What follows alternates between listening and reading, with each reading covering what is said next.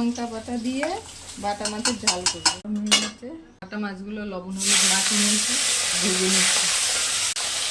হয়ে গেছে, তুলে নিলাম।